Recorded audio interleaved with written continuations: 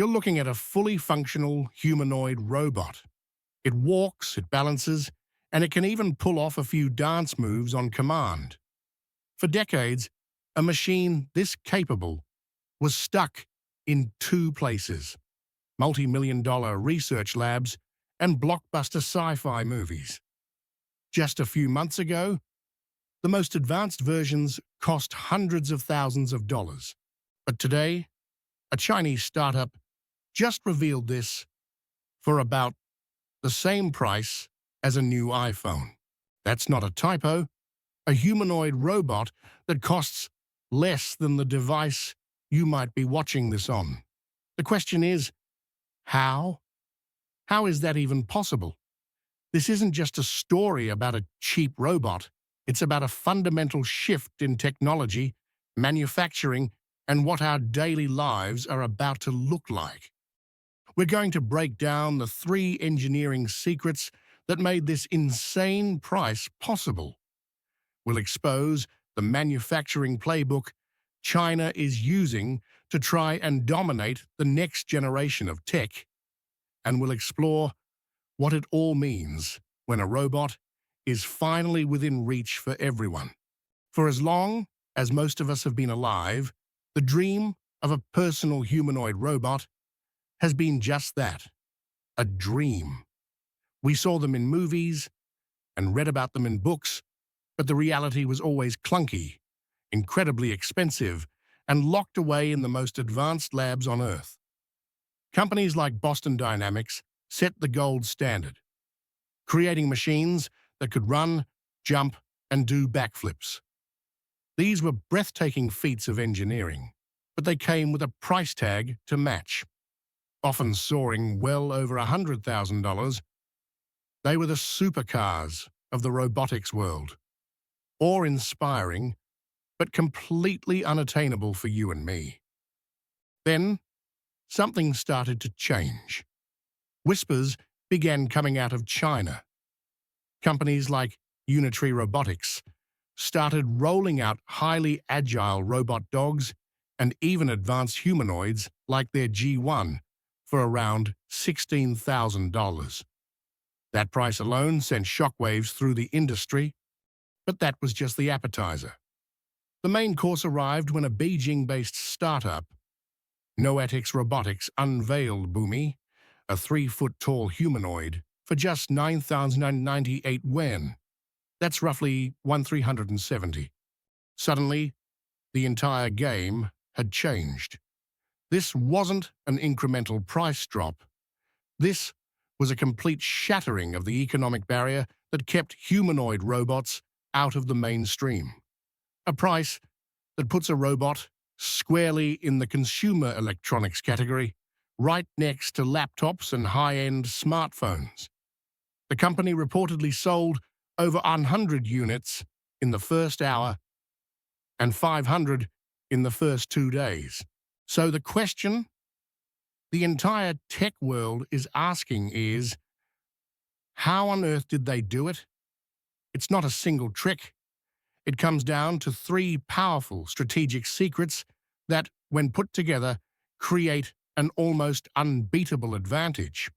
And the first secret has nothing to do with the robot itself, but everything to do with where its parts come from. The first secret sounds a little boring, but it's the absolute bedrock of China's modern tech power: radical vertical integration.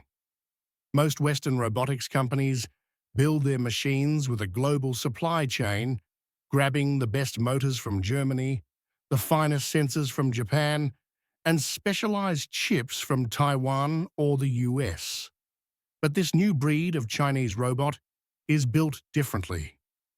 The Bumi robot, for instance, is made from components almost entirely developed and sourced from right there in China.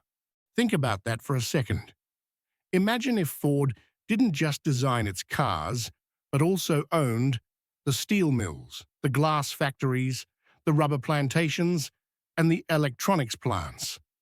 That's the kind of integration we're talking about. Noetix's founder has said that nearly all of Bumi's parts were developed in-house, specifically to slash costs. This is the result of China's broader industrial strategy, like the Made in China 2025 plan, which was designed to make its high-tech industries more self-sufficient. Well, we are now seeing the dramatic results. So how does this actually save so much money?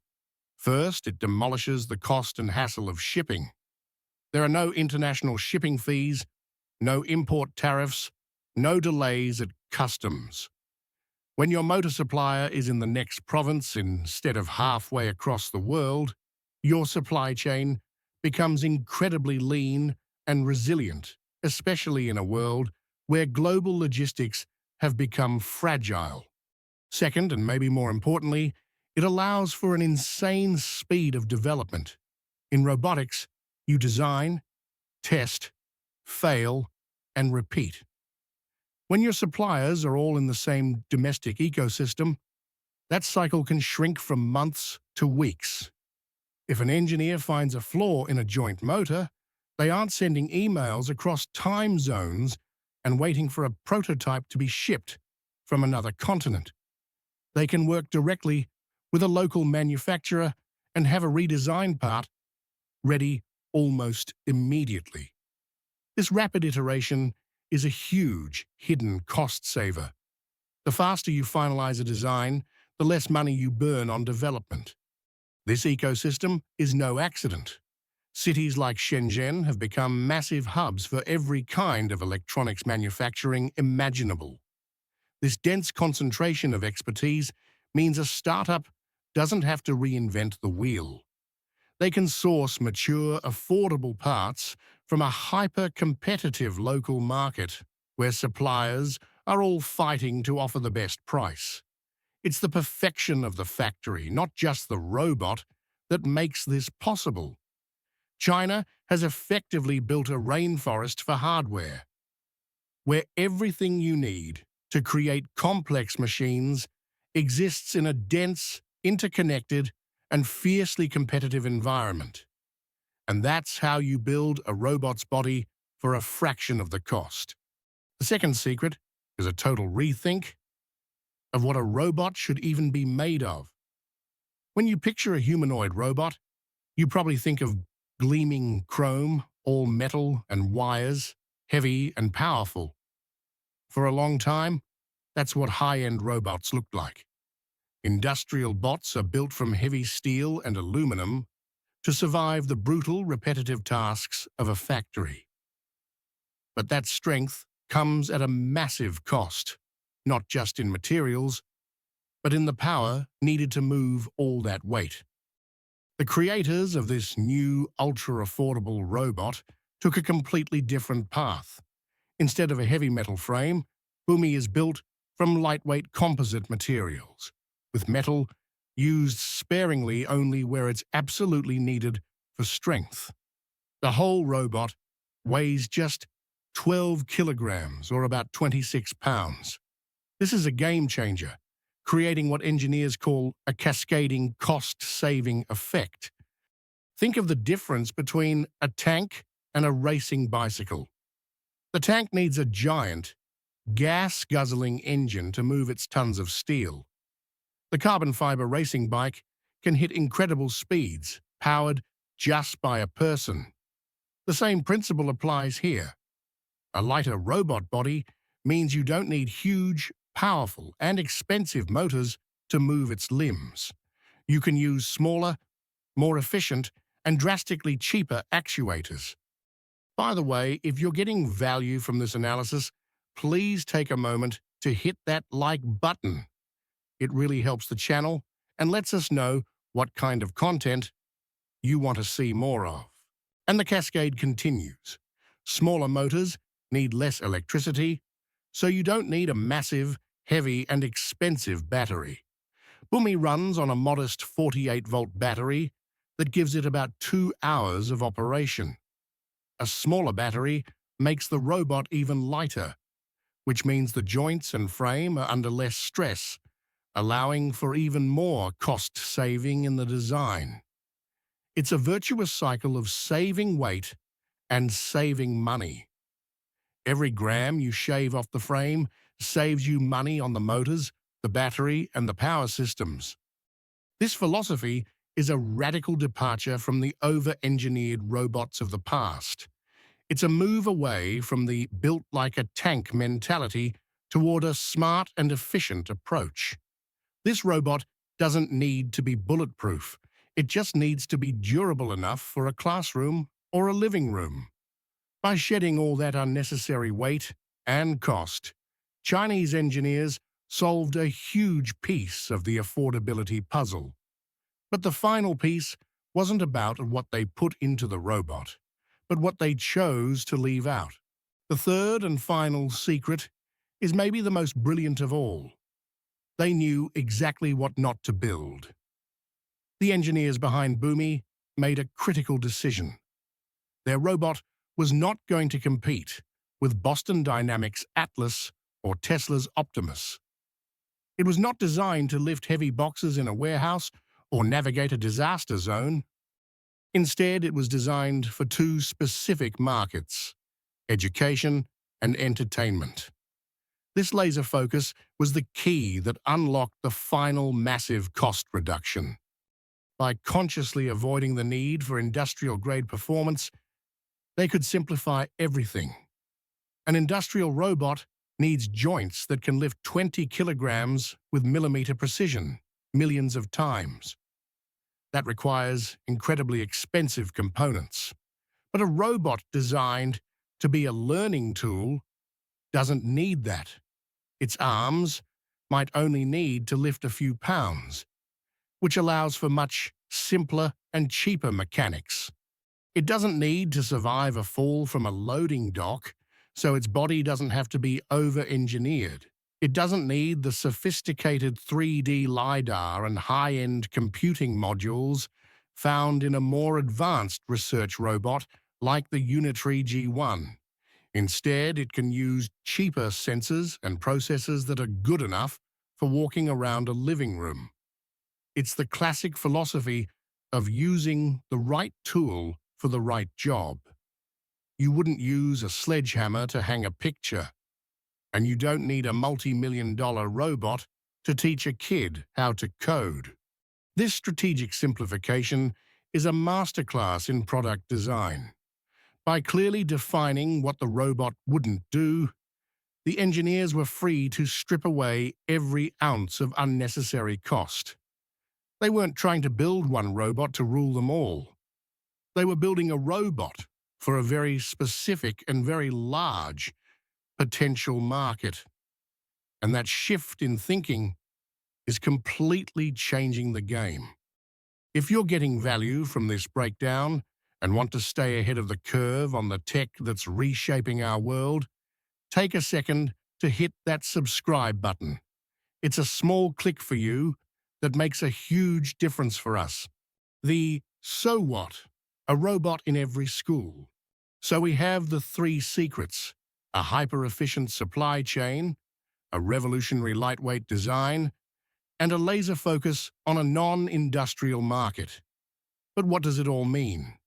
What's the real-world impact of a humanoid robot that costs less than a phone? The first and most immediate impact is in education. For decades, classroom robotics has meant small, wheeled kits or just coding on a screen. This changes everything. Imagine a high school coding class where students aren't just programming a virtual character, but a physical, walking humanoid. The Bumi robot supports simple drag-and-drop programming, making it incredibly accessible. This could democratize robotics education, taking it from elite universities and putting it into any school that can afford a set of new tablets. It fosters hands-on AI literacy at a young age, preparing a new generation for a future where interacting with autonomous systems is normal. China's government is actively supporting this, encouraging the use of robots in vocational training for humans. Beyond the classroom, the potential for entertainment and companionship is huge. This isn't just a toy, it's an interactive platform. Think of it as the physical body for a smart assistant capable of far more engaging interactions than a speaker on a countertop. It could be an interactive storyteller for kids or a fascinating piece of tech for hobbyists to tinker with. The launch of Unitree's slightly more expensive R1 robot for under $6,000 was already seen as a huge moment for developers. The Bumi, at a fraction of that price, blows the doors wide open. This isn't just about one robot, though. This is a blueprint. China has demonstrated a viable path to mass-market consumer humanoids. Many are calling this the PC moment for robotics. The Apple II wasn't the most powerful computer of its time, but it was affordable, accessible, and it put computing into the hands of ordinary people, sparking a revolution. This feels like that moment for humanoids. Meanwhile, China isn't ignoring high-end robots. This low-cost strategy is just one part of a much larger national ambition. Companies like Unitree and Robot Era are pushing the boundaries of what more expensive robots can do, with advanced models being tested in car factories and logistics centers. This two-pronged attack is incredibly strategic. One class of robots to capture the consumer market, and another to compete globally in industry. They are building a complete robotics ecosystem, from the cheapest entry-level models to the most advanced machines, and they are scaling production at a terrifying pace. So how did China build a robot cheaper than your phone? They mastered a powerful trifecta of innovation. First, they leveraged their deeply integrated domestic supply chain to build things faster and cheaper. Second, they re-engineered the robot with lightweight materials, creating a cascade of cost savings. And third, they brilliantly targeted the education and entertainment markets, stripping out all the expensive industrial parts they didn't need. This isn't just an incremental improvement. It signals the dawn of consumer-grade humanoid robotics. The barrier to entry hasn't just been lowered, it's been completely demolished. The question is no longer if we'll have robots in our schools and homes, but when. And the answer, thanks to these breakthroughs, might be much, much sooner than any of us thought. What would you do with a personal robot that costs less than your phone? Let me know your most creative, practical, or wild ideas down in the comments below. Thanks for watching, and for more deep dives into the technology shaping our future, make sure you're subscribed. We'll see you in the next one.